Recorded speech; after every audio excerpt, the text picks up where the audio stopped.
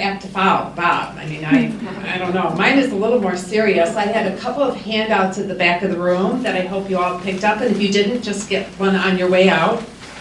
One is why choose Angela Hospice, and the other is about a community building bridges activity that I'm hoping I can engage some of you in. But let me tell you a little bit about myself first. I'm almost on my 3rd month here at Angela Hospice. Delighted to be here. I have 3 fairly grown children. One is just got married in August, and 2 are at Michigan State. Go Green.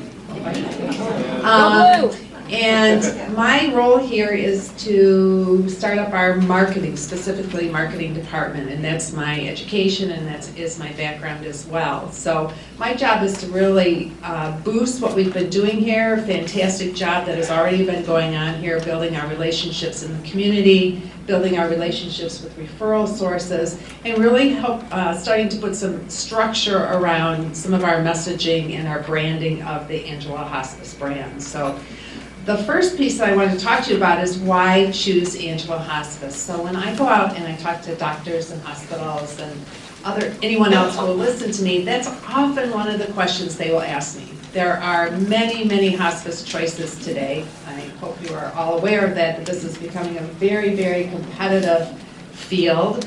There are a lot of for-profit hospices that are coming in, swooping down. They have large offices across the country, and they are coming in here and really trying to pick away at what organizations like Angela has been doing for years and years, and that's just really building up the community. So I've structured some of these messaging on this piece of paper, and it really goes around 3 different areas. One is Angela's leadership, and you can see that in the fact that we are one of the first hospices, the first care center, the fact that we've won all kinds of awards for our leadership in the hospice movement. Second of all, just community, and all of you are faces of that community. Did you know, or what percentage of our hospice referrals would you think come directly from community members? They don't go from the hospital, they don't come from their physicians. Would you guess 20%? 50%, okay.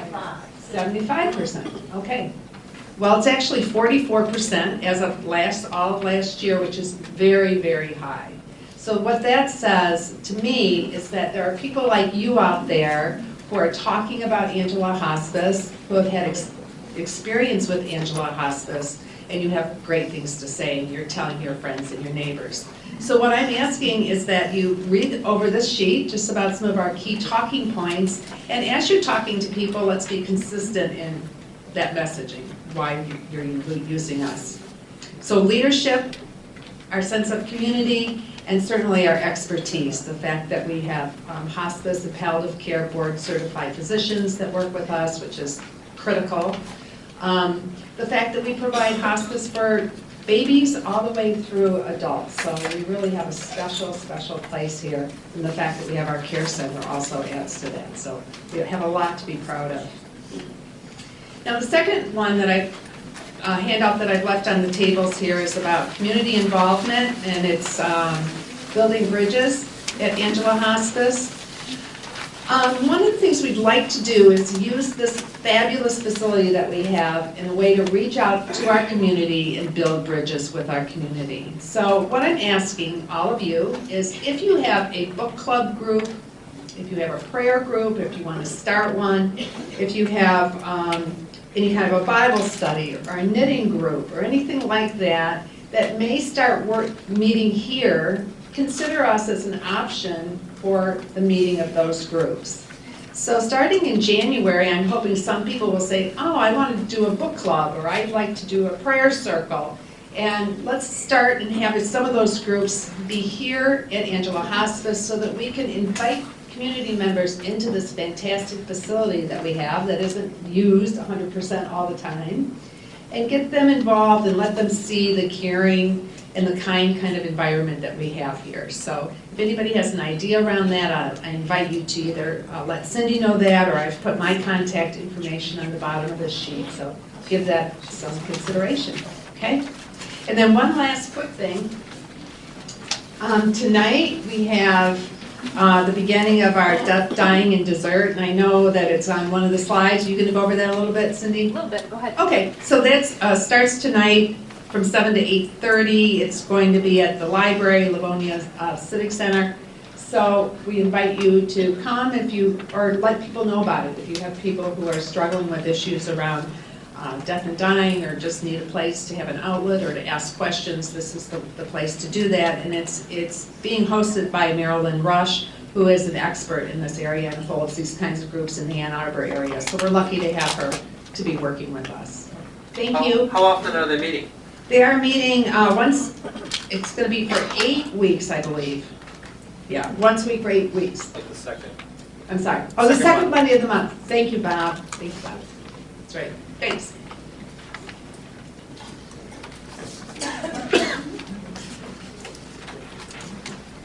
All right, thank you, Margaret. And some of you may have seen the slides scrolling earlier that did have that announcement. I do have more information if you want to jot it down after the meeting today. Okay, you have heard about this. Many of you have already taken advantage of our flu shots that have been made available.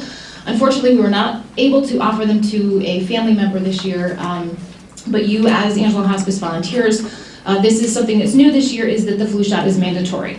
I know that I have heard from many of you that you have some concerns and questions. Many of you have brought those to me, and I am not a clinician, and I don't really know how to answer those questions intelligently. You didn't believe my made-up answers, so I called in the big guns. And I'd like to introduce you to the Medical Director of Angela Hospice, Dr. James Moore, to answer your questions about the flu shot.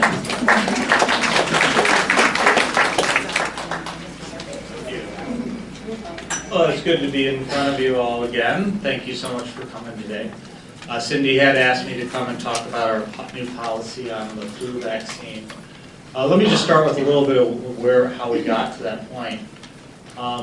It has become increasingly common in most hospital systems to require, healthcare systems, general nursing homes, hospitals, to require the flu vaccine for anybody who works there. And that's not just for the direct staff, the nurses, that's also the finance people, the housekeeping.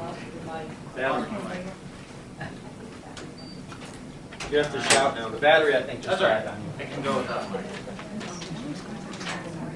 But yeah, it's been the policy in most hospitals. 15 states now actually require it, as long as Michigan is not one of those states as of this point, but it's ever increasing. So, to work or volunteer in any healthcare facility is required to have a flu shot. The reason behind that is every year over 250,000 people are put in the hospital because of the flu. About 60,000 of them die from the flu itself. Now, there are reasons to not get a flu vaccine if you've ever had an allergic reaction to a vaccine, if you have a specific religious conviction that prevents you from getting a vaccine. We accept a written documentation from the doctor or the religious leader, those regardless. But at this point, we decided it was in our patients' best interest, our staff's best interest, as a consensus of the medical community that people should be getting their flu vaccine. You certainly have the freedom not to get it, but if you will need a written excuse from the aforementioned people if you don't want to get it at this time. Are there any particular questions that people have about it? Yes? I have a question because I found out that you don't have the flu zone one, which is 65 and older, and I think there's a lot of us that are 65 and older that should maybe have had the strong one. That's my question, is why we have the one that isn't as strong. Well, the one we have is adequate for all people. The flu zone one that you're talking about, that if you would prefer to get that, you can certainly go to your own physician and get it there. I don't know why it was particularly picked this one, but this one isn't ineffective necessarily for people over 65 either. What was the question? The question was there's a different type of injection called flu zone, which is a higher dose injection. We're using the standard dose here, but if you prefer to get the other one, you can go to your own physician to get it there. Yes?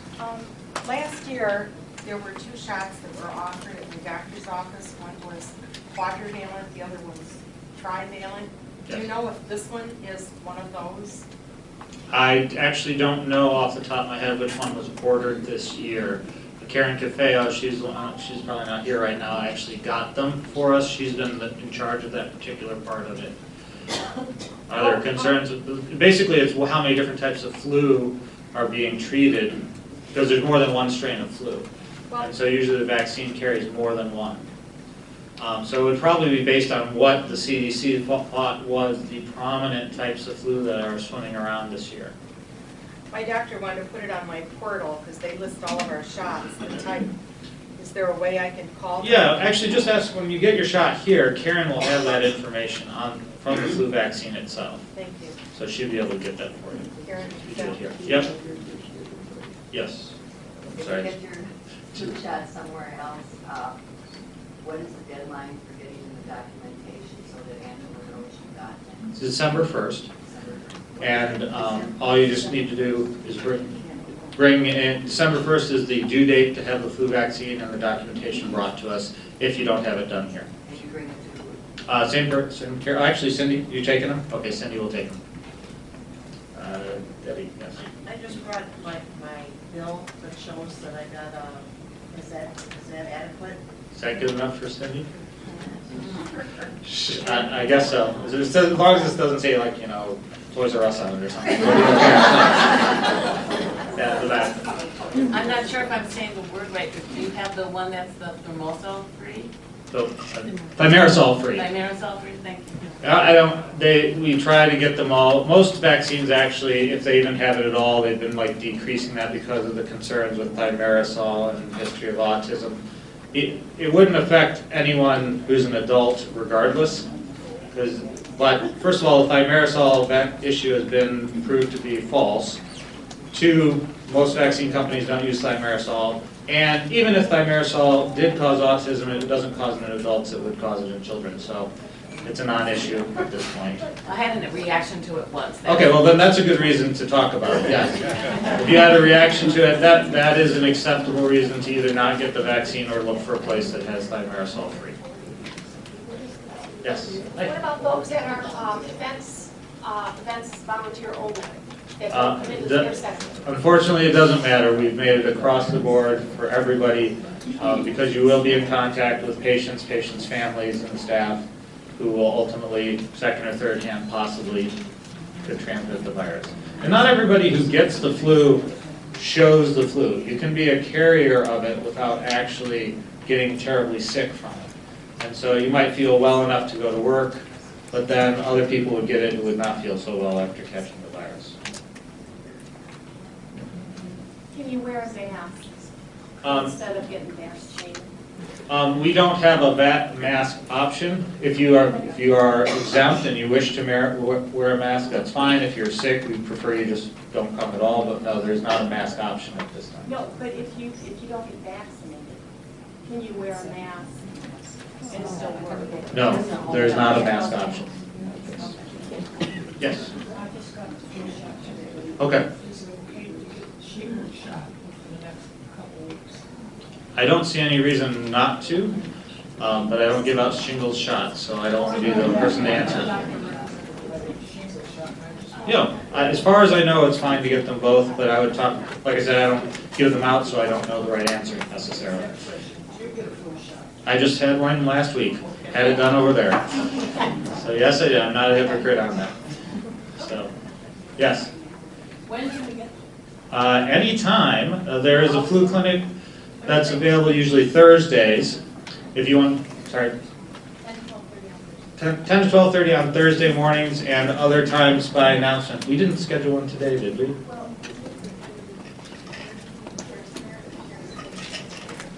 Okay, so there was supposed to be one scheduled for right now, but we had an emergency with the coordinator of that. I apologize. Yes? I cannot take the flu shot. Is there any special form I need from my doctor? No, just any sort of note from your physician will be acceptable. We're not trying to be nitpicky here about things. We're just following a protocol. We're not going to investigate the letter to make sure it was actually signed. If you have a note from your doctor, we will accept it as a valid reason. So. It says here that you contract influenza Yes. Yes. Should we all be wearing masks all the time when it's in the flu? Well, it's possible, but as we said, if you have been in contact with someone who has the flu, it would certainly be to your advantage and to everyone else's advantage to wear a mask, but that is not part of our universal precautions right now. Right now, our goal is to get as many people vaccinated as possible. Yes. So then, in other words, if you don't get the vaccine, then you can't work in a care center. Correct. You won't be able to volunteer at Angela Hospice or St. Mary's or most other healthcare. Unless you have, but if you have a thing from your doctor saying you can't get it for whatever reason. Then we give you a pass. I mean, most of the flu vaccination rates across the country are only like 49%. So only half the people in the country on a given year will vaccinate themselves. That being said, a lot of people still end up getting the flu, getting sick. I skipped it one year, years ago, and I got the flu, and I remember what that feels like, so I don't do it anymore. But yes, we do not prejudice against you if there is a legitimate reason for not being able to get the flu. And it has to be that you're allergic to it or something. Allergic to it or a religious objection. Yes. If you go to your doctors, does Medicare pay for it? Does the insurance pay for it? Yes, it usually does, I believe. Medicare does, other insurances I can't speak for. And we give them out free here, so that's free. Okay, sorry. Yes? On Thursdays, is it a walk-in basis? Yeah, there's no appointments. You can just come. 10 to 12:30, Cindy just said. 10:30 to 10 to 12, 10 to 12:30. Yeah.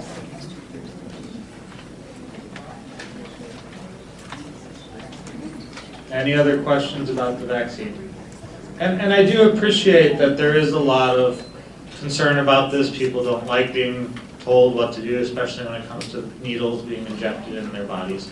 I don't particularly enjoy getting my vaccines, but I do. I trust the majority opinion of the medical world that says this is a good idea for us. It keeps us healthy, living longer, and strong as people in society. So I have, submitted myself to getting these things done. I'm going overseas shortly, and I'm going to get a couple shots so that I don't get typhoid or hepatitis A or other horrible diseases as well. So I think it is important to consider, and it is slowly becoming a mandatory thing across the country when it comes to working in healthcare. So, yes. Is there, like I've heard of saying, different types of flu shots that some people have more, concerns about one than another or something? There are different types of flu shots. Some of them, we've discussed a few of them here. Some of them have a preservative in them called thimerosal, which is a mercury-based. There's been a lot of concern in the past over this particular preservative. That being said, most companies make it without thimerosal now because of the concern. It wasn't really clear that the thimerosal was actually causing any problems, but there was a popular panic over the issue. There's also different strains of flu, so that can sometimes give different, if you're getting a shot, you're being vaccinated against multiple types of flu at the same time. And so they can be different in that way, but that shouldn't matter. It's usually the same year by year based on what the prevalent flus are coming out. And then there's also a nasal spray type flu vaccine as well. We don't have those here, but if someone really doesn't want a needle, they can do the nasal. I checked into that, and it's for 49 and under. Yeah, so it's for limited people. So. So you don't know the one where you get the nasal? I don't know off the top of my head, but I would suspect that it probably doesn't because most of them have been, because nobody wants to take them home with them. So, yes? What happens with an allergic reaction? Like any other allergic reaction to a medication, you can have difficulty breathing, you can break out in hives, you can have itching, and so usually we try to keep you around for a little while after you get the flu shot, just in case you need an EpiPen injection or something to go against that. If you've had the flu shot for several years in the past without any problems, it's unlikely you're going to have one this time. Is there another question? What strains of flu are expected? I don't off the top of my head know the different strains. I know H1N1 is being vaccinated again, that we've talked about in the past, but I don't know off the top of my head what are the different strains in our vaccine. Yes? What about the pneumonia shot? Is that something that is going to be required, or? It's not required. It's highly recommended for people over 65 though. That's something, the flu is different than pneumonia though. Pneumonia is a bacterial infection that we're treating something very different. That's a personal decision. If you had a pneumonia, you'd probably know it and you wouldn't be coming to work anyhow. So. Any other questions right now? Well, thank you for your time.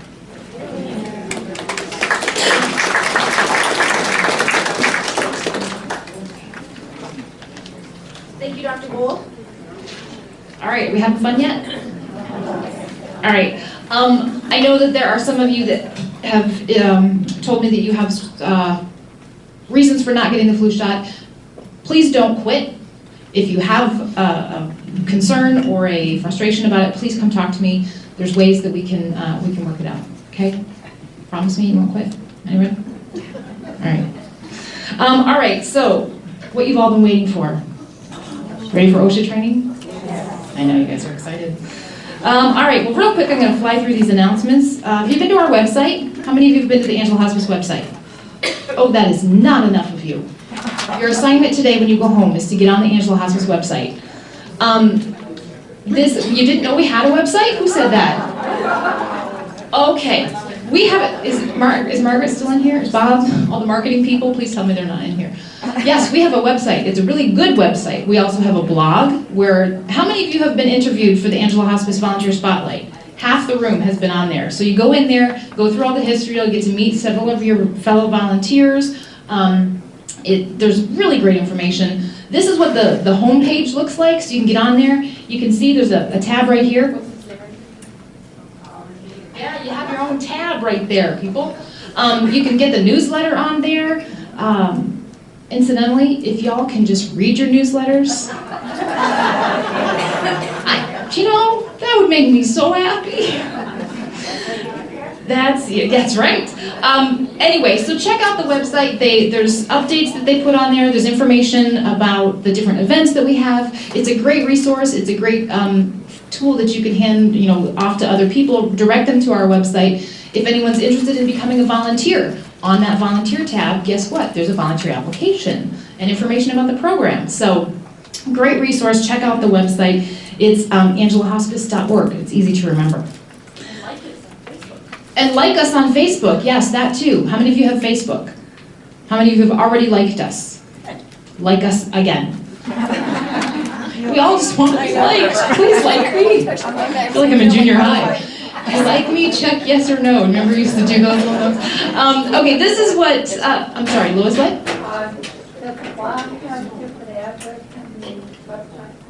No, you can get to it from the website. There's just a little tab you click on. This is what Margaret was talking about, the Death, Dying, and Desserts discussion group. Great for your friends who look at you and when you say, I volunteer at Angela Hospice, and they go, oh, we all have those people, right? They're totally freaked out by the fact that we do what we do. Bring them along to this. This is a place where we can talk about, it's about bringing death out of the shrouded mystery, don't talk about it kind of thing. It's a place where we can have the discussion. So every second Monday, beginning tonight, and that's at the Livonia Civic Center.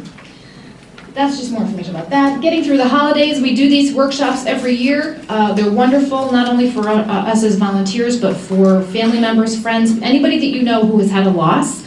Doesn't have to be connected to Angela Hospice in any way. We know that grief is very difficult to deal with, and managing it during the holidays is exceptionally difficult. So if you have anyone or know of anyone, connect them to, it's on the website, or they can directly contact Margaret Levine in the bereavement department for any of those workshops. We talked about Light Up a Life. How many of you are already going? Good, that's not enough of you. But you can RSVP today, so that'll be fun. Okay, OSHA. Who knows what it stands for? Wow, you guys are smart. Occupational Safety and Health Administration. And the purpose of OSHA is to protect us all, right? I know we joke about it and we all roll our eyes when we say, oh, we're gonna do OSHA safety training, right?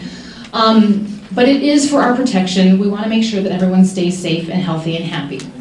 Just so you know, it's not just us that has to go through OSHA training. In fact, my friend, this guy here, this is Joe Cowboy. And you know, you look at that, right? There's an inherent risk right there. That's not safe at all. So they did a risk assessment, and then they went through OSHA training. And now he is safe. We have thought of everything, and OSHA has brought safety and protection to our cowboy friends. Just a few highlights for those of you. I know it's hard to read on the screen, but you'll notice the 4 wheels at the bottom to keep the horse upright in case he slips, hence not endangering the rider. One of my favorites are the emissions control system there on the back end, EPA approved. You'll notice the non-skid spark suppressors on the horse's, what do you call those, horseshoes, so we don't have sparks flying around. Headlamps, grab rails, safety bars, flip-down sunglasses for both the horse and the rider, roll bars, everything this guy needs to be safe. So, you know, OSHA's a good thing, right? Safety first. You can be thankful you're not a cowboy. All right, so we're not going to go quite that far, but we are going to be safe. Okay, first of all, everybody say hi. Hi. That was for all you people that are watching on video. This is being videotaped. The only thing worse than OSHA training in person is OSHA training by videotape. Yeah, we can all silence our phones now. I forgot to announce that at the beginning. So as we go through this training, I know that some of you are not necessarily patient care volunteers here in the care center. Some of you do home care. Some of you don't do patient care at all, and that's fine. Not everything is going to apply to all of you, but there will be something in here for everybody. And again, the goal of this is to keep everyone safe. General safety tips. We have accident prevention programs that are designed to help keep all of us safe, to provide a safe environment, not only for us as staff and volunteers, but for our patients, for their families, for visitors. There's a lot of people in and out of this building, and so it's important that we have safety prevention or accident prevention programs in place. A lot of times accidents happen because of carelessness or people are distracted. Cell phones have introduced this whole new phenomenon of mistakes. How many of you have seen people on their phones, like walking down the street? Come on. Driving on the expressway. Driving on the expressway, I know, I've seen it all the time. You talk about a whole new distraction. I think insurance companies are coming up with a whole new clause for cell phone related accidents. I don't know that for sure, I just made that up, but they probably should. So anyway, sometimes accidents happen because of carelessness or thoughtlessness or distraction. Sometimes things happen because there was an issue but it never got reported. And so those are the things that we want to really make sure that we're paying attention to when we talk about incidents and incident reports. An incident is anything that happens that's not consistent with the normal, routine, everyday operations, the normal procedures of how things go. If something happens that doesn't fall in that normal category, that's an incident. And we want to make sure that we're aware of it so that if there's a problem, that we can fix it before something else happens, okay? So if something happens, first of all, if you are injured, make sure that you take immediate steps to care for yourself, get medical care for that. That's kind of the idea of, when you're on the plane and the oxygen mask falls off, you put your own on first so you can help other people. So take care of your own injury first, then take immediate action to help anyone who's injured or is in harm's way. Correct the situation if possible, and then you're going to seek out a supervisor to complete an incident report. Remember that incident reports need to be filled out even if there's no injury. Even if the only thing injured is your pride because you're embarrassed because you fell or whatever the situation is, we still want to have that documented. Again, because if 2 or 3 or 4 people trip and fall in the same spot, maybe you're all just klutzy, but maybe there's a problem with that spot. Maybe there's, uneven something or loose carpeting or whatever. So anyway, we want to make sure that those incidents get documented. I will say, as I'm flying through this information, if you have any questions, please flag me down and throw out the question and we'll hopefully have an answer. Electrical safety. We have an electrician who's on our staff. John is a certified electrician, and he inspects any electrical things that are coming into the building, have to go through an inspection, as well as our IT department for any of the computers and things to make sure that we are not bringing in faulty equipment that could cause a problem with that. That's part of the requirement. Okay, back safety. I don't know if you all know this, but you only get one back. And if you mess it up, it's yours. It's kind of like, you break it, you buy it. Please, an ounce of prevention is worth a pound of cure. My grandma used to say that. I was 25 years old before I figured out what it meant. But it's really smart. An ounce of prevention is worth a pound of cure. So we want to make sure that, especially for those of you that are working with patients, that you pay attention to protecting your back. Couple of reminders here. When you are lifting, and when I say lifting, you're not ever lifting a patient, you're assisting, you're assisting with moving and that kind of thing. Stand close, bend your knees, tighten your abs. It's almost like a workout, there you go. Keep your back straight, lift with your legs, always get help. You're always, as I said, going to be in an assisting role with that. Also, when you are moving patients, again, you're never going to transfer or move a patient by yourself. You're always going to be assisting someone else. If you're using a mechanical device, usually that's going to be either here in the care center or in a facility, Hoyer lifts or different type of lift chairs. Again, you are always going to be in an assisting role. Please take direction from the paid staff. Work together as a team so that you're preventing injuries for each other and kind of look out for each other that way. Those of you that are non-patient related volunteers, I see you around the building too, and I've watched you slug boxes, you Missy, slugging boxes and different things for events, people working in medical records. There's other forms of lifting other than just patient care. All of these same tips still apply, okay? So just be really careful with your back. All right, sometimes even when we take the best of precautions, patients can fall. We know that especially during the transitional phase of a terminal illness, as a patient is declining, they often will forget that they can't support their own weight. Sometimes they're confused, sometimes they're just stubborn, and even though they've been told they shouldn't be walking by themselves, they still want to try. So sometimes falls happen even though we've taken precautions.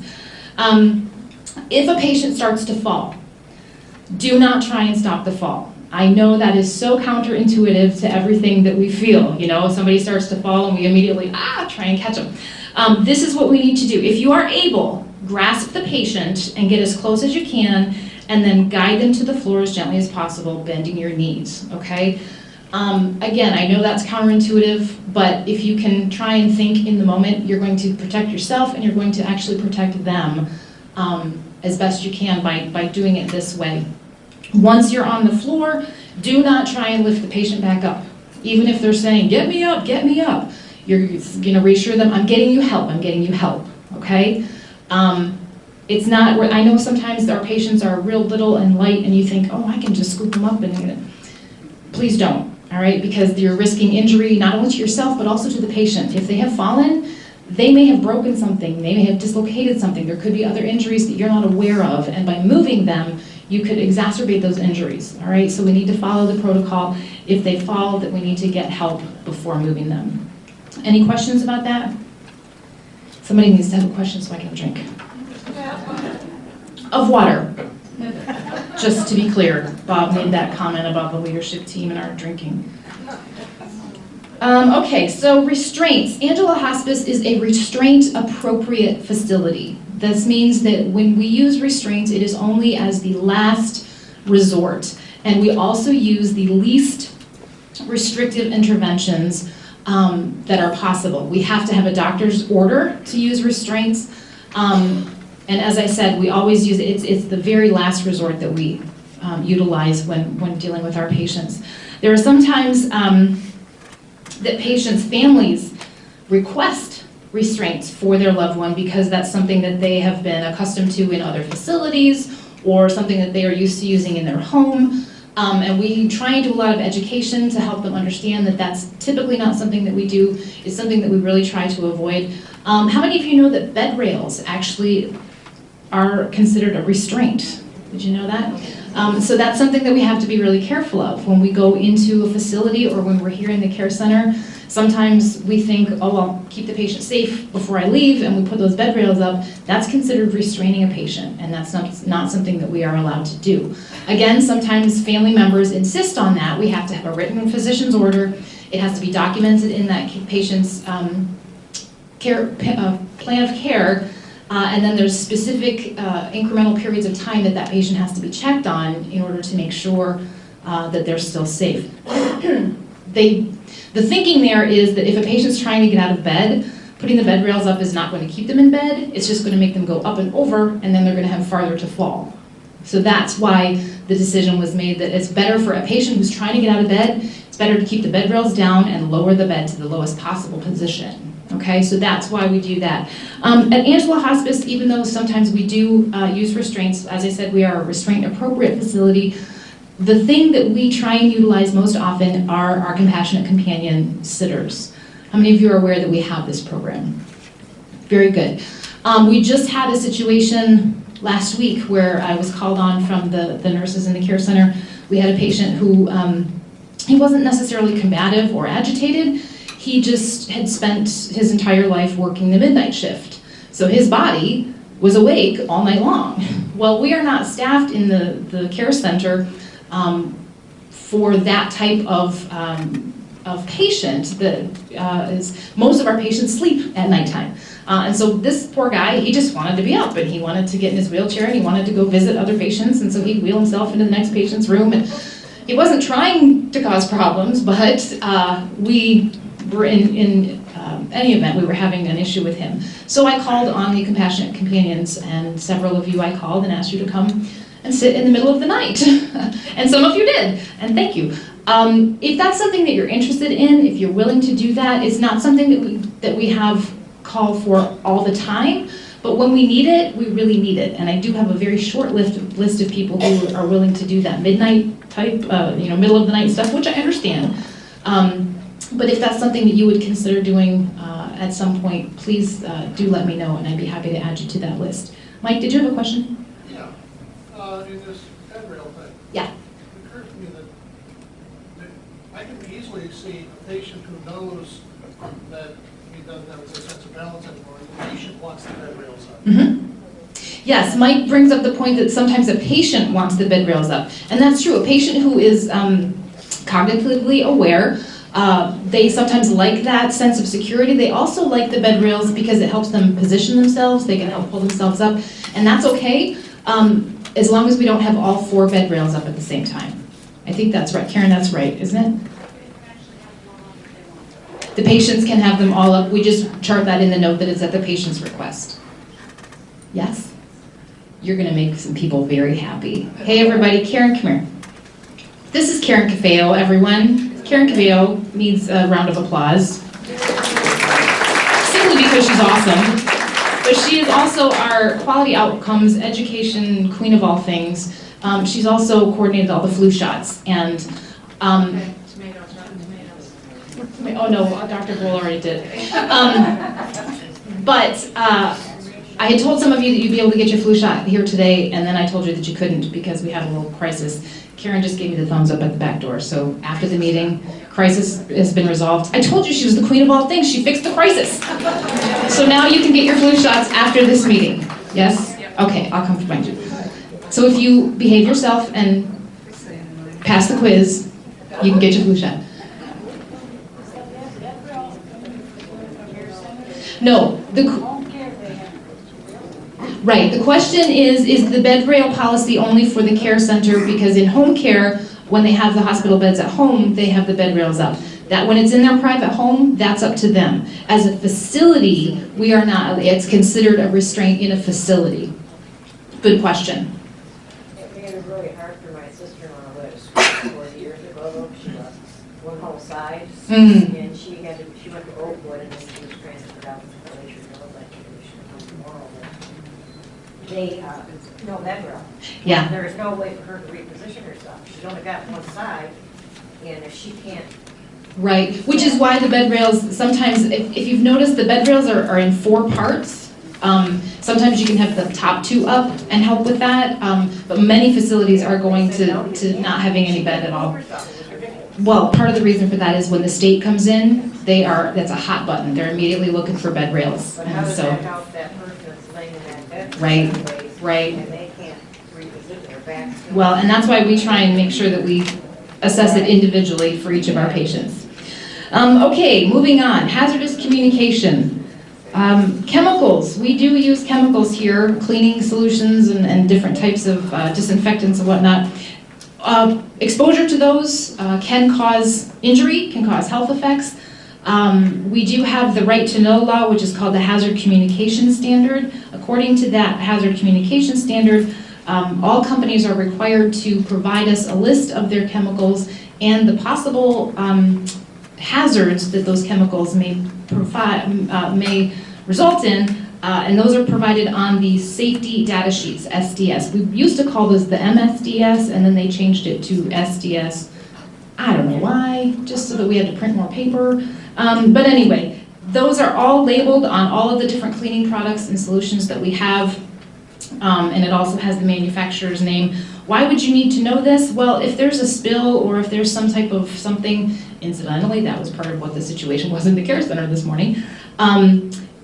Pay attention to your senses. Those are the things that are going to help you know if there's a problem. You use your sight. If you see liquid, you see a cloud of dust or a vapor or something. Taste, if you get that kind of feeling or taste in the back of your throat. A smell, strong odor. Hearing, if you hear hissing, if you hear dripping, something's probably happening that shouldn't be. So those are things that can alert you to detecting a hazardous substance or a spill. So what happens if you are exposed? Excuse me.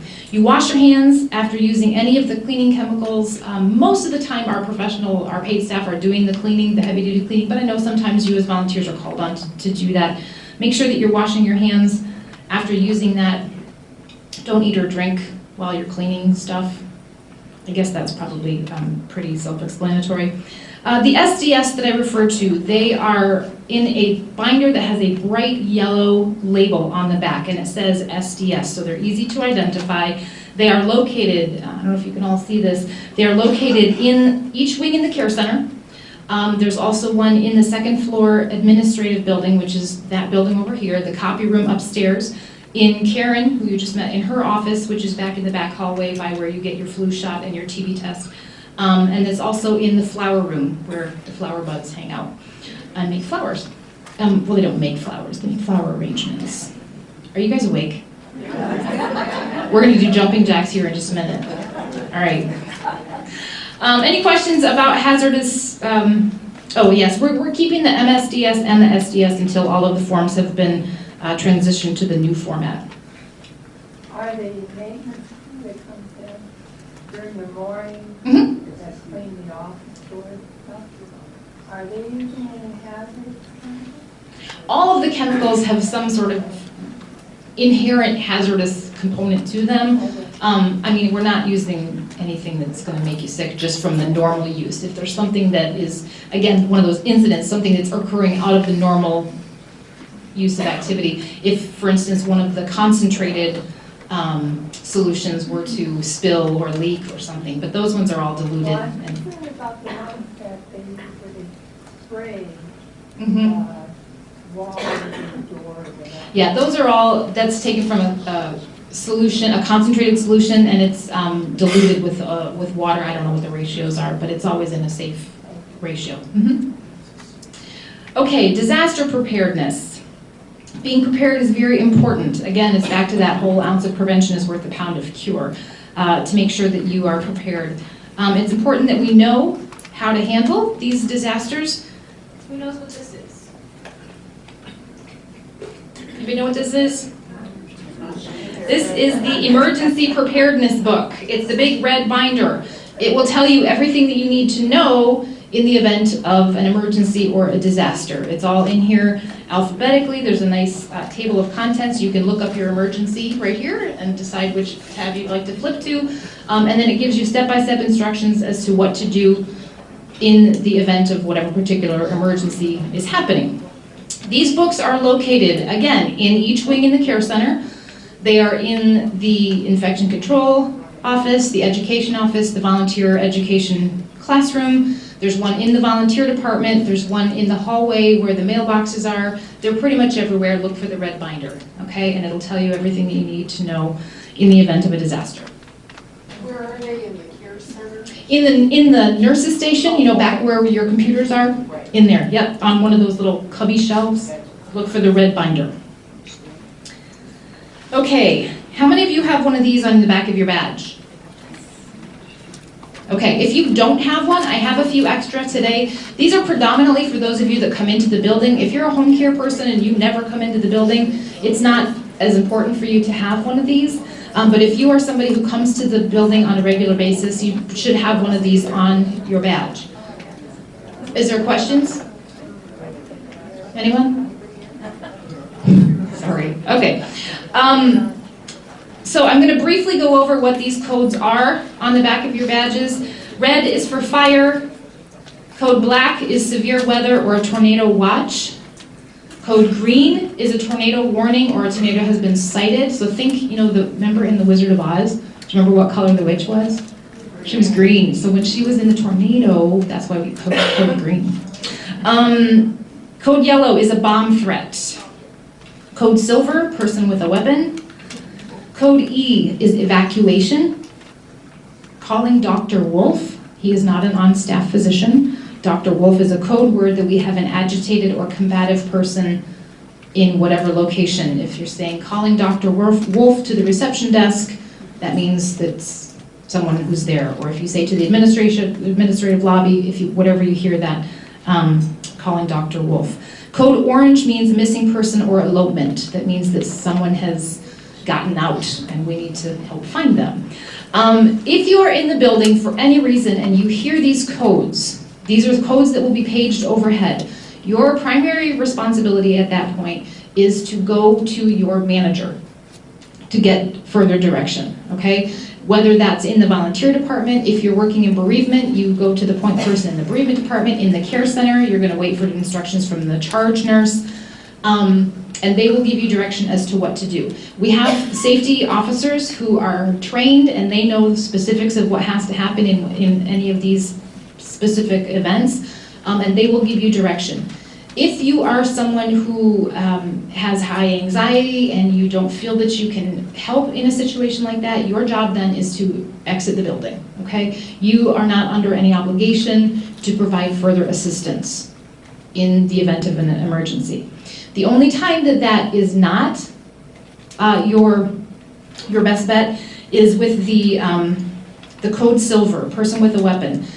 I really hate the fact that we even have to have this discussion, but we do. Just recently we heard again about another shooting just a couple of weeks ago.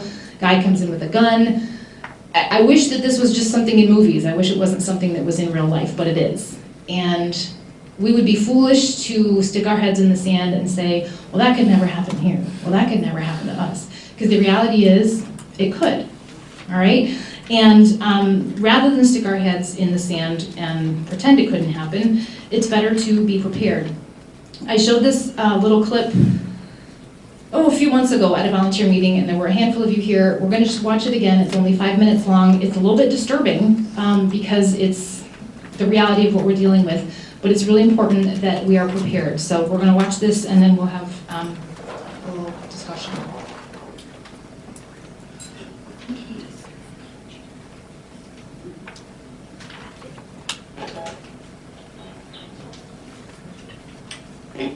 Just another day off. But occasionally, life feels more like an action movie than reality. The authorities are working hard to protect you and to protect our public spaces.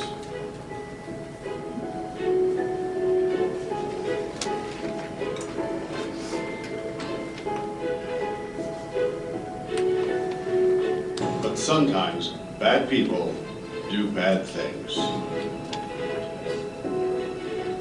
Their motivations are different. Warning signs may vary, but the devastating effects are the same. And unfortunately, Unfortunately, you need to be prepared for the worst.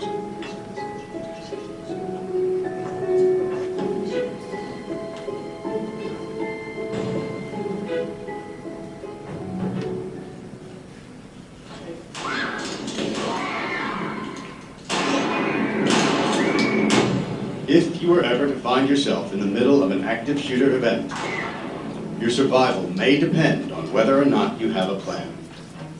The plan doesn't have to be complicated. There are 3 things you could do that make a difference. Run, hide, fight. First and foremost, if you can get out, do. Always try and escape or evacuate, even when others insist on staying. Encourage others to leave with you, but don't let them slow you down with indecision.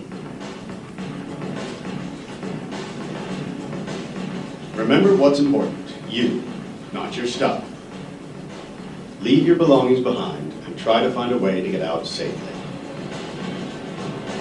Trying to get yourself out of harm's way needs to be your #1 priority. Once you are out of the line of fire, try to prevent others from walking into the danger zone and call 911.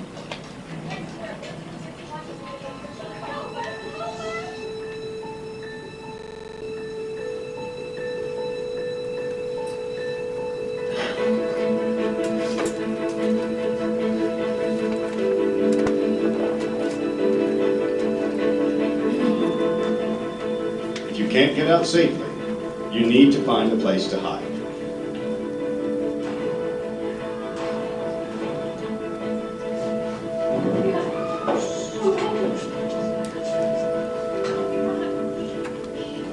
Act quickly and quietly. Try to secure your hiding place the best you can. Turn out lights, and if possible, remember to lock doors. Silence your ringer and vibration mode on your cell phone. And if you can't find a safe room or closet, try to conceal yourself behind large objects that may protect you. Do your best to remain quiet and calm.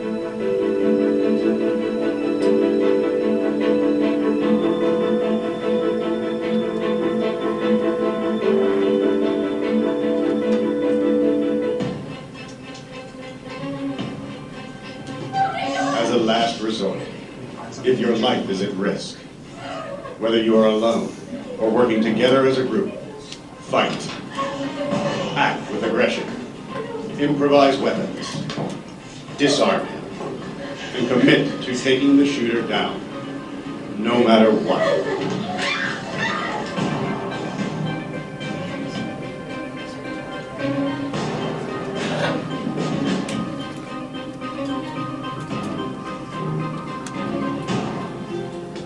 Try to be aware of your environment. Always have an exit plan. Know that in an incident like this, victims are generally chosen randomly.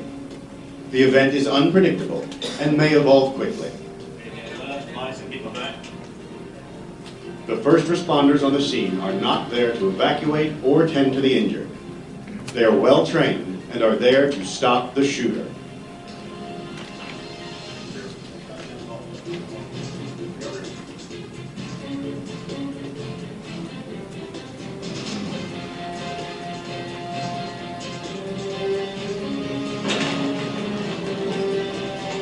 Your actions can make a difference for your safety and survival.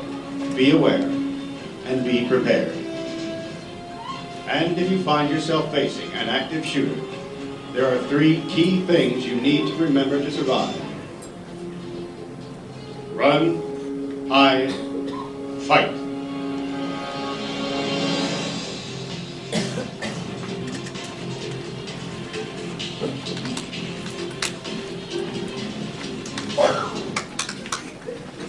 Okay. As I said, I wish that we didn't have to take preparation for those kind of things, but we do. And if you have any questions about that, we can talk further later.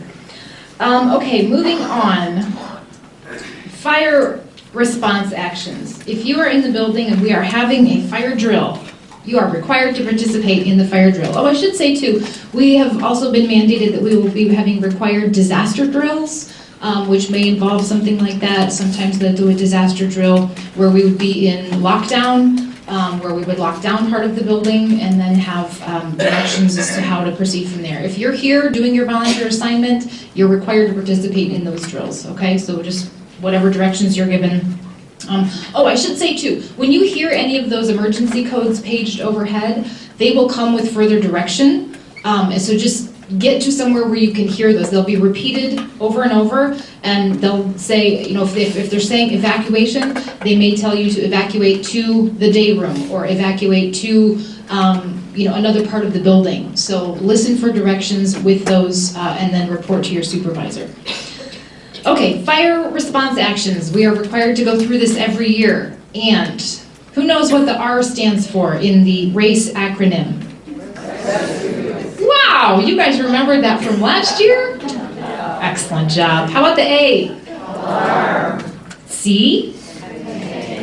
And E? Very good. Okay, so those are your response actions when you come upon a fire. Rescue anyone who's in imminent danger. This is not, I'm going to go rescue the whole care center. If someone is in imminent danger of that fire right there and you can rescue them, do so. Alarm, you pull the fire alarm. We had been telling people that the alarms were hardwired to the Livonia Fire Department, which they are, but there have been a couple of facilities in the Livonia area who also have the same thing where their alarms are hardwired to the Livonia Fire Department, but they've had fires and it hasn't triggered. They're figuring out why, but just as a safety precaution, pull the alarm and then also call 911, just to be sure. C, contain the fire. What's the best way to do that? No, containing the fire. The best way? Close the door. I don't know who said it. Close the door, okay? That's going to cut off the supply of oxygen. Fires need oxygen to burn. You cut off or at least slow down the flow of oxygen when you close the door, close windows. That's how you contain it. And then E, extinguish, only if you are comfortable using a fire extinguisher. How do you use a fire extinguisher, Cindy? Well, I'm glad you asked. Let me tell you. There's another little acronym that we can use for that, the PASS acronym. Anybody remember that? What's the P stand for? Pull. What are we pulling out? Very good. Pull the pin. Then what are we going to do? What's the A? Aim. Excellent. Where are you aiming? Very good, Liam. At the base of the fire. Okay, the first S is squeeze. And the second S is squeeze. You're going to squeeze the nozzle, make a sweeping motion at the base of the fire. Okay, very good. So you all know how to use a fire extinguisher. And there are different types of fire extinguishers for different types of fires. Some are for ordinary, regular combustibles like paper. Some are for liquids and gases. All of the fire extinguishers in Angela Hospice are rated ABC, so it doesn't matter what kind of fire. You don't have to look on the tag, just grab the closest one and go for it, if you are comfortable doing so. Okay, universal precaution. Oh, we have a question. Just information. Yes. Different size extinguishers. The little ones, that's good for maybe 10 seconds. Okay. The bigger ones, the medium class, that's maybe Okay. can't put it out that fast. All right, so the comment down here was made that the little fire extinguishers, you only have about 10 seconds. Bigger ones are about 30 seconds. The bigger ones, I think, are about 60 seconds worth, and I think ours are the 60-second type. But if you can't put it out in that amount of time, just get out. Let the professionals handle it. Thank you. Okay, universal precautions. We talk about this every year. It's universal because we are wanting you to use them all the time with all patients, all people, all the time. It requires foresight, it requires planning, it requires you to be intentional about doing this.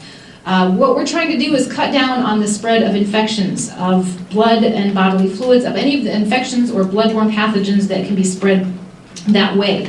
According to the Center for Disease Control, all bodily substances except sweat are potentially infective. Is it over yet? Thank you. Contagious and need to be treated accordingly. When you are working with patients or you're working in the care center, if there's a reasonable expectation that you may come in contact with blood or bodily fluids, we would like you to use gloves. Okay? Don't necessarily take your direction from staff members. They don't always use them when they should. So protect yourself. If there's a reasonable expectation, use the gloves. Okay, we talked about that. Stay up to date with your TB screening annually. We give you the reminders of that. I tell you this every year. If you don't get your TB test, then we have to fire you, and just don't make me fire you. Get your TB test. Either the skin test or the questionnaire. Some of you get the questionnaires. We mail you those. Fill it out and send it back to us. Those are for people who have their have had a TB exposure. And then we talked about the flu shot. Okay, so what happens if you have an exposure? You're going to wash the exposed area, rinse if it's in your eyes or other mucous membranes, get medical help, which we will have here for you, and then report it to your manager or the charge nurse or whatever nurse is within the area. We will have to do an incident report to make sure that we document that. We do have patients who have contact precautions. For those of you that are in home care, we don't assign volunteers to patients in home care with contact precautions here in the care center. They are denoted with the contact precautions sign on their room, and volunteers are typically not involved in the care of those patients. All right. If for some reason staff directs you to go into those rooms or asks you to go into those rooms, please politely remind them that you are not permitted to do so. If they give you a lot of pushback, I need to know about it, just to make sure that they understand that volunteers are not to work with patients who have contact precautions. There's lots of reasons for that. Some of it has to do with the additional training as far as the PPE, the personal protective equipment that's required. It's a cost savings measures because we have to go through a lot of that equipment. You have to use new equipment every time you go in the room.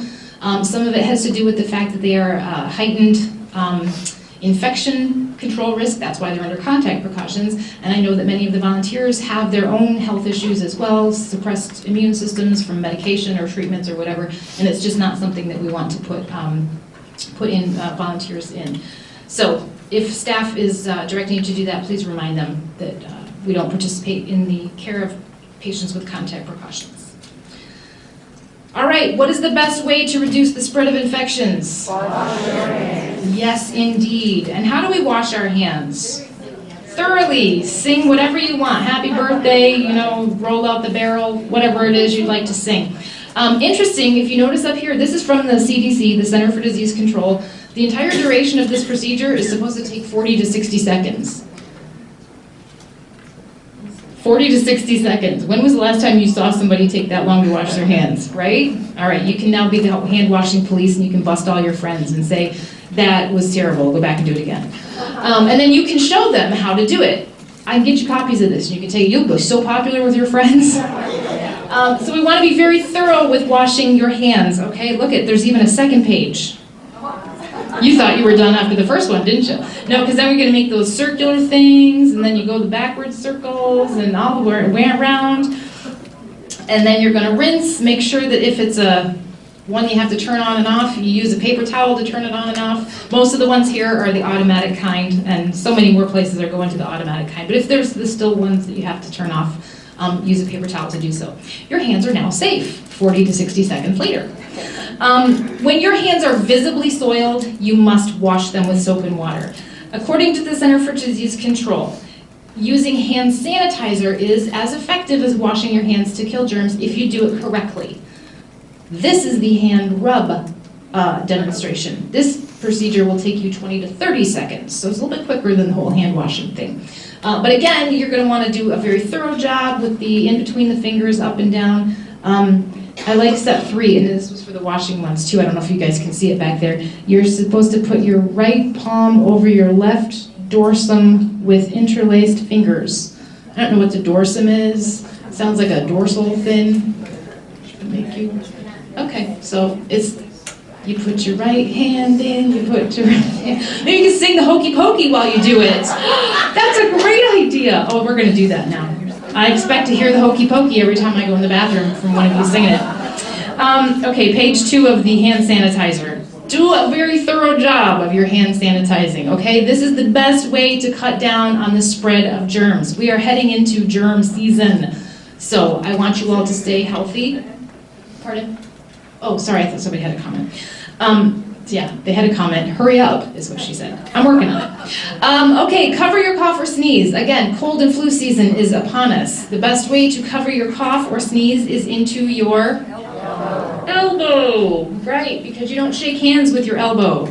When you go like this and then you shake hands, or you touch the doorknob, or you touch the shopping cart, or whatever, you're just a little germ factory, spreading them all around everywhere. So you do into your elbow, that cuts down on the spread.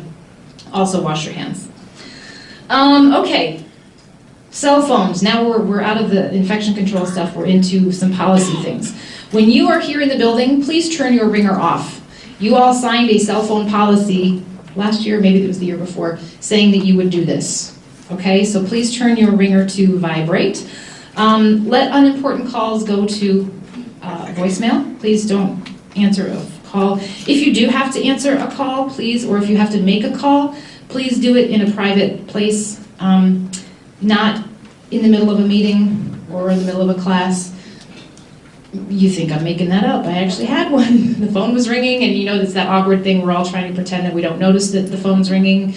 And then when somebody answers the call and they're like, hi, yeah, I'm in a meeting, can I call you back? And everybody's like, really? So if you have to take the call, can you take it out in the hallway? That'd be good, thanks.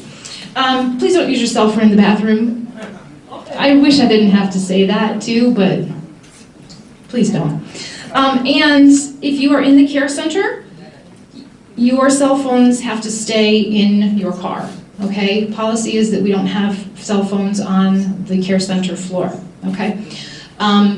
Because you're there for your 2 or 4 hour shift, and if someone needs to get a hold of you, we would get a hold of you through the receptionist if somebody is in an emergency, needs to get a hold of you, okay? Regardless of how cute or clever or witty or fun your cell phone ringtone is, we really need you to not have them on, because everyone has a different understanding of what's cute and fun and witty and amusing. Okay, any questions about cell phones? Question right here. What about calling 911 if there's an emergency? Use a phone in the building.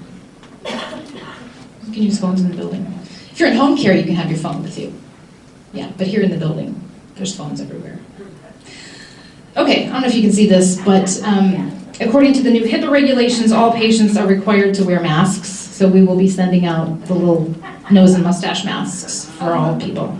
I'm just kidding, not really. All right. So HIPAA is the Health Insurance Portability and Accountability Act, and the purpose of HIPAA is to protect people. Again, we're wanting to protect the privacy of healthcare information, to help protect against discrimination for people who are trying to get jobs, and they want to standardize how electronic health-related records are managed. High tech, how many of you have heard of high tech? HIPAA and high tech kind of go hand in hand. In 2009, they had to enact this Health Information Technology for Economic and Clinical Health. That's what high tech stands for. I hope you paid attention because that's on the quiz. I'm just kidding, it's not really. But I feel like you're all sleeping. Anyway, this was enacted in order to address the privacy and security concerns that are associated with electronic transmission of health information, because we do so much more electronically now via email, documents that are kept on computers, so they had to create some more laws to protect that information. PHI and ePHI, that is personal health information and electronic personal health information. That is anything that can be used to identify an individual, whether that's a name, a birth date, a social security number, a photograph, anything that someone could connect to a person, that is considered public or personal health information, not public. That's the whole private part. So that's why we want to make sure that we are protecting our patients' information. Always remember the minimum necessary rule. Who knows what that is? Anyone?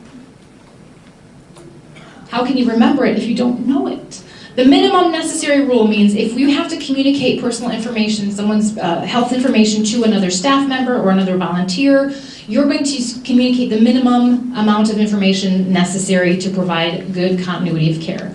Okay? You're not going to tell them everything that you know about this patient, or if you happen to be in the house and the family had some sort of family squabble or whatever, if that's not pertinent to the next person, then that's not information that you should be sharing. Okay? Minimum necessary rule in order to respect and protect our patients' privacy.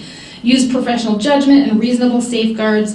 Be aware of where you are when you're talking about your patients and families.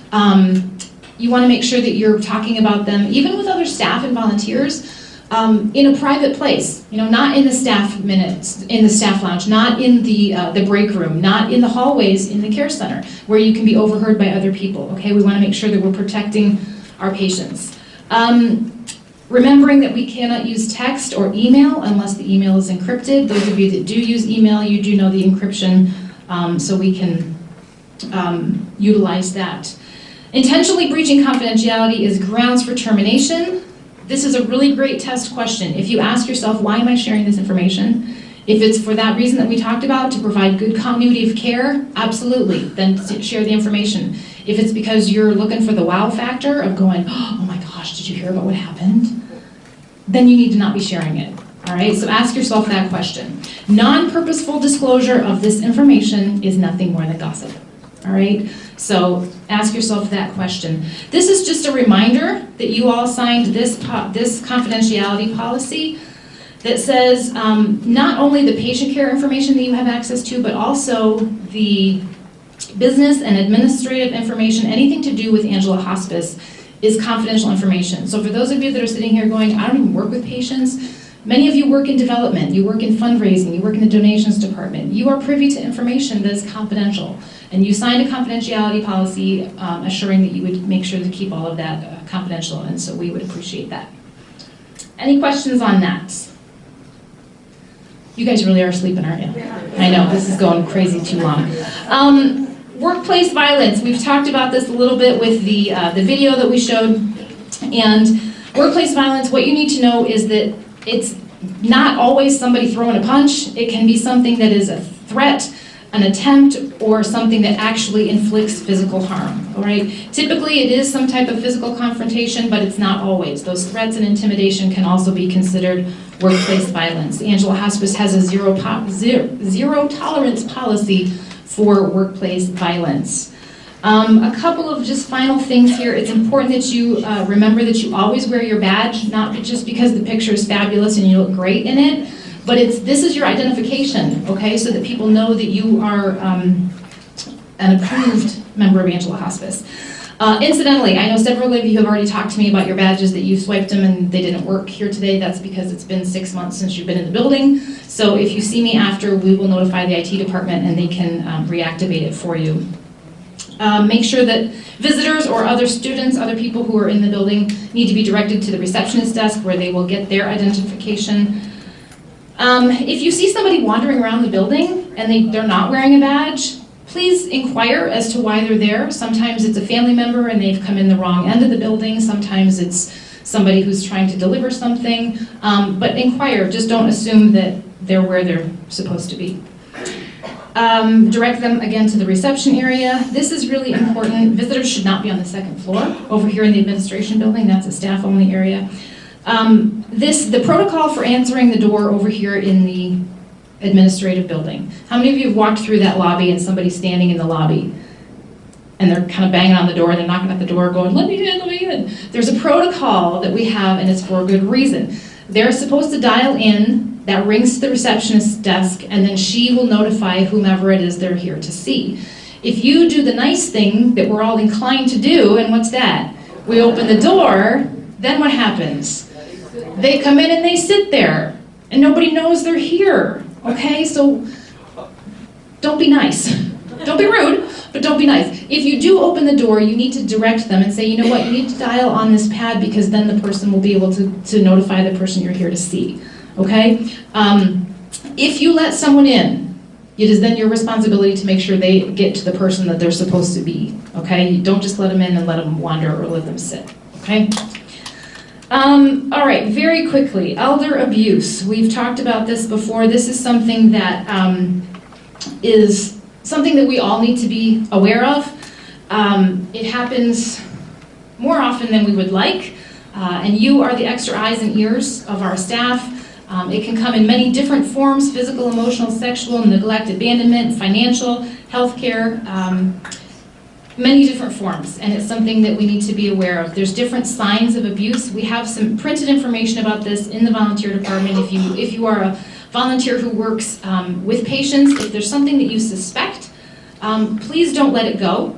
These are some signs and symptoms that might be a warning sign that makes you sometimes you just kind of get that feeling that something's not quite right. Don't ignore that, okay? If you're working with a patient or a family and you sort of are sensing that something's not right, it could be that something's not right. So if something were to, if you suspect something, please make sure that you, if the patient's in imminent danger, make sure you call triage right away. They will identify yourself, tell them where you are, what patient you're at, and they will give you direction as to what to do.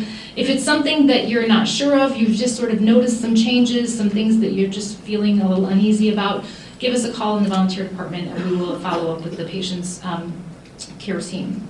Okay? All right, corporate compliance, we talked about this. Last year was the first time that we introduced this whole thing to volunteers. You all got a copy of it last year. Basically what that does is goes through the core values for Angela Hospice and how we operate. And the core values that we operate through, I'm just going to fly through them really quickly here. Respect for human dignity. Sorry, I'm going to go really quick. We're going to go through this. Compassion. Can you memorize all those really fast while I put them up there? Transformation. Excellent. There'll be a quiz. Solidarity with the poor. All of these things, and justice and peace. Those are the 5 core values. Those are the things that we've continued to talk about. We will continue to revisit these as we go on. But I have a couple of other people that I'd like to introduce to you right now. And yes, notice this up on the screen. If you haven't read it, go ahead. Of course I'm willing to make some changes, as long as I don't have to do anything different. We've had some changes at Angela Hospice. I don't know if any of you have noticed that. Anybody notice that? No, I know. But change is a good thing, and you've heard me say that before. I know sometimes you roll your eyes at me, but I promise you, change is a good thing. And change doesn't come without some growing pains and some difficulties, but there are always good things on the other side of that as we work through it together. I'm going to invite our president and CEO, Margot Parr, to come to the podium, and she has a few things that she's going to share with you and make another introduction, and then we're going to wrap up and get out of here. Who said yay?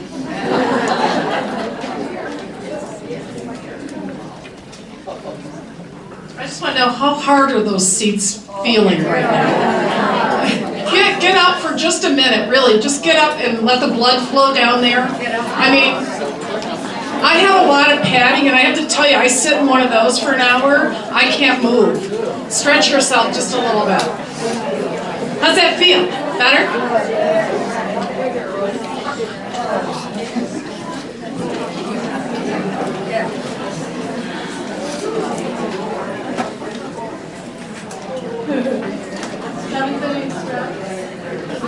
And it's really warm and stuffy in here, don't you think? Can we open the doors? Can we open the doors so we can just get a little... No, not that one. The new girl's going to open the back door for us. We can open, yeah. Laura, that's great. Thank you. I'm not going to say anything that no one else hasn't already heard, so that's a good thing. First of all, if you haven't met me before, my name is Margot Parr. I'm the new president and CEO, although I don't get to say I'm new anymore because it's been 8 months, and I don't think I get to take it as new anymore, right? That was only for the first few months. Whenever I made a mistake, I would say, I'm new, it's okay, but I'm not so new anymore. So I'm so glad that you all are here. I know it's like a required thing, so you have to be here, okay? But I'm really glad that you came, because it does give me a few minutes to be able to talk with you. First thing I'd like to do is to introduce Marty Copley. She is our new executive director. She really is new. This is day 1 of week 2. So I just want to introduce Marty and let her introduce herself. Hi everyone. It's so nice to see you all here today. It's so nice to be here. I made a career transition about 16 years ago from marketing into healthcare, and the way that I made my transition was initially by being a hospice volunteer. So you're all very near and dear to my heart. I know how rewarding what you do is for you, but I also know how much it means to our patients and to our families and to our team members, all the support that you give every day. So Cindy told me not to say this, but I'm going to say it anyway, that feel free to stop in and see me anytime. So I'd love to hear how things are going for you and out in the field and also in the care center. My office is going to be in the care center initially. So, and I am still new, so be kind and be patient. So nice to meet all of you.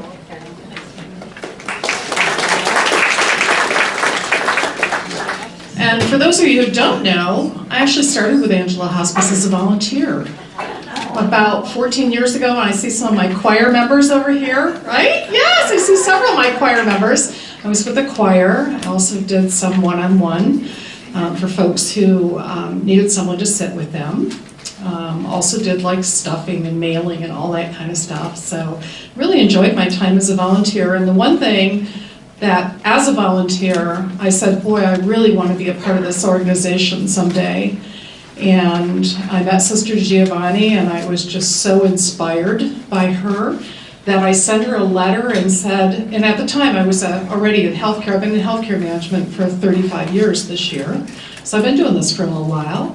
And I sent her a letter and said, any job, give me any job you've got, I will do it. I never heard back, okay?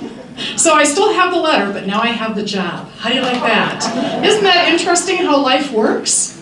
It's really God's, God's hand for me, very much so. So I really appreciate being here with you all.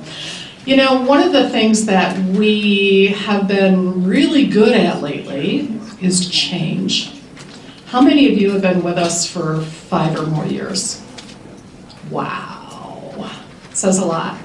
It says an awful lot about who we are as an organization. It says a lot about you as volunteers. And the one thing that we've experienced more of lately than ever in our history before is change. We celebrated this year our 30th anniversary. We are one of the oldest nonprofits, but certainly the oldest faith-based hospice in the state of Michigan. It's a lot to be proud of. And yes, give yourselves a round of applause. Absolutely. So part of what's gotten us to where we are today is change. We've had to adapt. We started with one woman, one patient, right? And today we are 240 employees and 1,800 patients a year. That's a lot of folks to care for in the end of their lives and in the last moments of their lives. And it's a very big responsibility, and each one of you as volunteers accept that responsibility. Part of the change that we're going through right now, as opposed to all those times as we've kind of naturally and organically grown, is that we're changing a lot of our processes so that we reduce our administrative overhead and we put our dollars and our time into our direct care and our team members who are out there actually providing for all of our services. So some of the things that we've done is we're going to a new time management system. We have, for 240 employees, we still fill out pieces of paper and have to have those pieces of paper turned in. Time sheets, have to have those turned in by Mondays or we don't get paid. So we're actually going now with electronic system. I see you shaking your head. I don't know, maybe 20 years is the last time I ever saw a timesheet. So we're a little behind in some of these areas.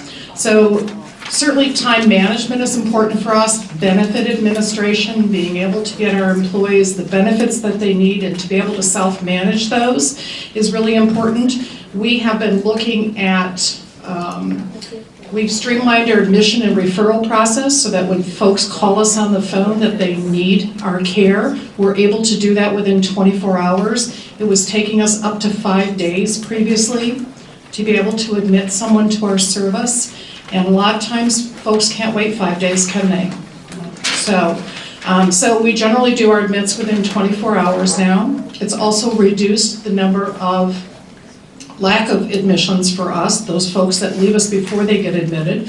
So our census has gone from 209 about 6-7 months ago, average, to 240 just this past month. So we've really grown when it comes to the number of folks that we serve. And it's because we're putting our processes in place and streamlining what we can so that we can focus on really being there for our patients. The other thing is we put in a new mileage system, complete electronic mileage system. Our staff just downloads where they're going, what the patient's address is at home, and the computer automatically calculates for them their mileage rather than having to write down the odometer, when they got there and all that kind of stuff, write it out by hand, send it in by hand, etc. We also have renegotiated our pharmacy contracts, medical supply contracts. We hope to save well over $300,000 this year just by renegotiating the contracts that we did so far. So, you know, one of the concerns I've heard from staff and from others is that we're getting too corporate, okay? And for many of you who have been with us for a long time, and you remember the days like I did when we had a care center and we could walk up and down the halls, we knew everyone, we knew who our fellow volunteers were, we knew who our staff were that were here. The sense of being corporate, what does that really mean? Well, we are corporate. We have to be corporate, okay? We run a $26 million business a year. We serve 1,800 people each year, and we have 240 team members. That's corporate by anybody's definition, right? There are certain rules, regulations, laws, wage and hour, you name it, IRS, all of those kinds of things are that we need, something that we need to comply with, and something that we've maybe not been as attentive to in the past. So those are a lot of the changes that we're experiencing right now. But I hope that you'll keep an open heart. I hope that you'll keep an open mind, which is one of those values that Cindy just flew by, was transformation, which is keeping an open heart and an open mind and continuously working to improve who we are as individuals, but also improve our mission and improve our focus as well. So the mechanics of what we do may change, you know, but what we do, what we care about, what the compassionate, loving care that we provide does not change, ever, okay? And the old saying goes, or Dr. Maya Angelou said, people will forget what you said, they'll forget what you do, but they'll never forget how you've made them feel, and you make everyone feel wonderful. Thank you so much for your time, for your attention, for staying in this hot, stuffy room all this time. It's much appreciated. If you have questions, anyone have a question they want to throw out? Of any kind? I'm never embarrassed to answer a question. No? Okay, I know you're just anxious to go. Thank you all so much for what you do. Thank you. All right, folks, we are almost done. Thank you, Margot. Thank you, Marty. It is really hot in here. Okay, so while Margot was speaking, we handed out the quiz and the declaration that you have attended OSHA training yet once again. The quiz is on the orange, stand-up, whatever, pink, I don't know, that one, yep. That's the quiz, and the other one is the white sheet. That's got the flu declaration, and on the other side of it is the OSHA that you've been through. We trained you on all of those important topics there. So you can sign the bottom of both of those. Let's go ahead and do the quiz. Hey, Laura, can I have a copy of the quiz so I can read the questions? Excellent, thank you. Does everybody have a quiz? Does everyone have a pen? Okay, let's start. Infection control, this is the one that it has the boxes at the bottom. Okay, so this is the side we're going to start on. Infection control, standard precautions. I will read the question. You will all shout out the correct answer. Right? Right. All right. Number one, use standard precautions only for the care of patients with infectious diseases. Very good. Number two, according to the CDC, when used correctly, hand sanitizer is as effective at killing germs as proper hand washing. Yes, hand washing is the most important step in preventing the spread of infection. Volunteers are often involved in the care of patients with contact precautions. According to HCS standards, hazards posed by the chemicals used in our facility must be made available to staff and volunteers. This information can be found on the Angela Hospice Facebook page. Good, where is it? Exactly. SDS sheets, yellow binder. Okay, fire safety and emergency preparedness. When an emergency code is paged overhead, the best response is for you to run out of the building screaming, "Run for your life!" Thank you for getting that right. Number 2, all fire extinguishers at Angela Hospice are rated ABC and may be used on any type of fire. Code Silver is the emergency code for someone with a weapon. Emergency preparedness manuals containing the disaster plans are located in the nurses' station on each wing in the care center and in the volunteer office. Volunteers are not required to participate in fire or disaster drills. Very good. All right, now let's see how good you are when they're not on the screen. R stands for rescue. A stands for alarm. C stands for very good, contain. And E stands for extinguish or evacuate. Very good.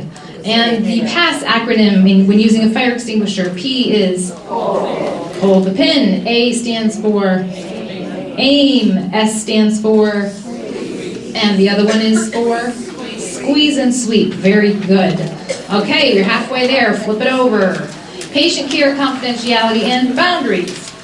Number 1, volunteers should not give out their home phone numbers, but cell numbers and email addresses are allowed to be exchanged. I'm really glad you got that right. Filling out and turning in documentation notes for home care or care center visits is only necessary if you have time to do it. Also false. Cell phones must remain on silent while in the building, regardless of how cute, clever, or fun you think your ringtone is. If a patient starts to fall, you must try and stop the fall and make sure to catch them before they hit the floor. Posting a picture on Facebook of you with your hospice patient or their family is acceptable as long as you don't use the patient's name. Very good. Number 1, a situation can only be categorized as workplace violence if someone actually inflicts physical harm on another person. Volunteers should wear their name badge at all times while on duty for Angela Hospice. Volunteers should always open the door and welcome anyone in the building. Elder abuse often happens in a person's own home. Financial exploitation is a form of elder abuse. Very good. Excellent. You passed your OSHA quiz again. You are the smartest volunteers on the planet. Please make sure that you sign this, print your name, Deb.